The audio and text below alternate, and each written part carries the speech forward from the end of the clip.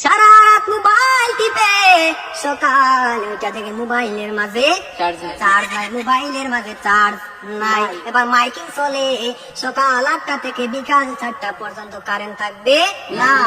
এবার টেনশন আছে না? নাই। সারাদিন কারেন্ট থাকবে না। আর যদি কারেন্ট না থাকে আমার মোবাইলটা বন্ধ হয়ে যাবে, আর ওই পারে কথা বলা যাবে না।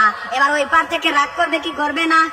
এবার যখন বিকাল 4টা বেজে গেল, যেই মাত্র কারেন্ট আসলো আর মোবাইলটা চার্জে লাগাইয়ে টিপানো আরম্ভ। এবার মেসেজ করে হাই। এবার গিয়ে দেখে ওই পার থেকে ব্লক করে দিছে, ব্লক করে দিছে। এবার ছেলেটা তো টেনশনে আছে, আরে ব্লক করে দিল আমার, তো ভালোবাসা কোথায় গেল? এবার 2 দিন পরে ব্লকটা খুললো, 2 দিন পরে ব্লকটা খুললো। এই 2 দিনের মাঝে ছেলেটার আরেকটা হয়ে গেছে, আরেকটা হয়ে গেছে। এবার মেয়েটা বলে তোমার সাথে আমি পালিয়ে যাব, আমাদের বাড়িতে মানবে না, চলো আমরা পালিয়ে যাই। আমি রাগ করেছিলাম, আমার রাগ তুমি কেন ভাঙাও না? আর ছেলেটা রাগ কি ভাঙাবে? এই 2 দিনের মাঝে আরেকটা কপালের মাঝে জয়টা গেছে।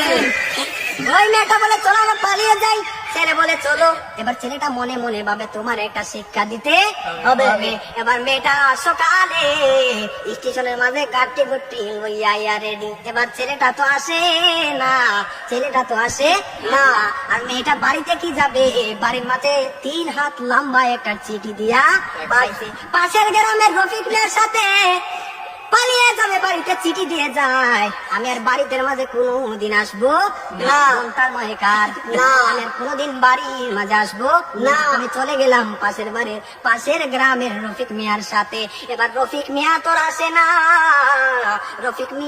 আর আসে না। এবার 1 ঘন্টা চলে যায়, 2 ঘন্টা চলে যায়, ছেলেটার মোবাইলে বন্ধ। মেয়েটা তো আর বোঝার বাকি হলো না, আমাকে চলে গেল ছাড়িয়ে, আমাকে ফাঁকি দিল। এখন তো মরা ছাড়া আর কোনো উপায় নেই। পরের দিন সকালে মাইকের মাঝে আওয়াজ শোনা যায়, সকলে পড়ি ইন্না